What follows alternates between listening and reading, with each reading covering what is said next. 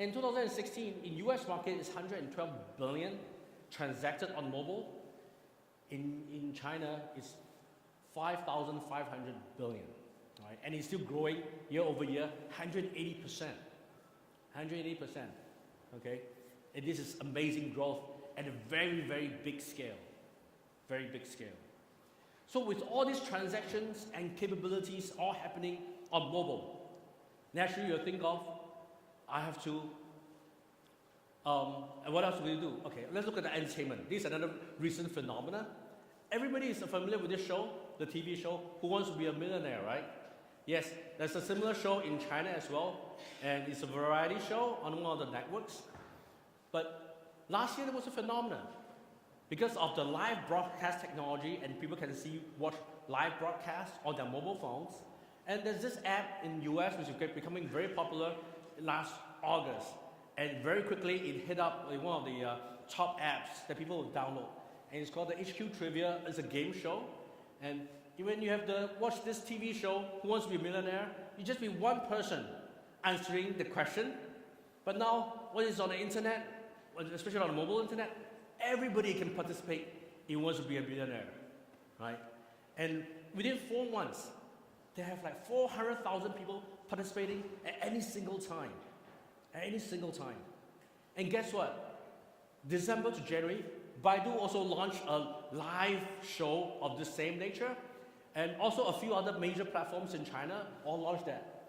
Within a month, everybody comes onto this new live broadcast show where everybody on the internet can participate. Every day you can see 100 million people participated. And you can see the participation, the scale is just phenomenal, isn't it? For a very short time, okay? And imagine what does that mean? We actually have before some of the advertisers, they catch this new trend very quickly. They say, oh, and for example, I think Mercedes-Benz is one of them. They say, how do I market the user? Can I ask them questions about the car as a trivial question, right? Every show, I think there are several shows a day, and each show, they will give out like 1 million RMB. And depending on how many people win, they'll split the winnings after 10 questions, right? And they say, well, how do I educate people to know more about my product? And they say, well, they have these trivial questions like, what's the size of the sunroof on the Mercedes R-Class? Imagine that as a marketer. If you want, how much money are you willing to spend to market somebody, to study your product to that level of detail? Guess what? 100 million people are willing to do that. Isn't it amazing?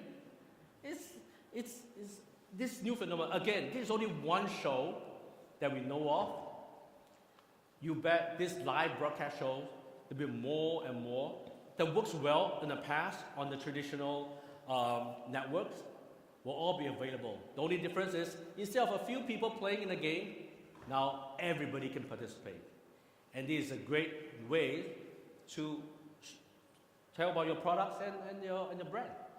So with all these activities, right, happening online, on mobile, and all these transactions that's happening in every part of your life, at home, through your journey, and all your living spaces, we will spend ads. You have to market yourself and fully embrace the mobile. Okay? And we can see that the mobile ad spend, and ad spend in general, in US and China market. In China, about the overall market is about 535 billion altogether, of which 40% is on the traditional media and 60% on digital. Okay, so it's already more than half is on digital since 2016. All right, compared to US market, you have 205 billion or so last year. 40% digital, 60% traditional. Still a lot on traditional, right?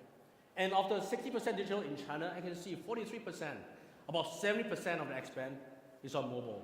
And that's very similar between US market as well. 28% of the 40% is on mobile as well.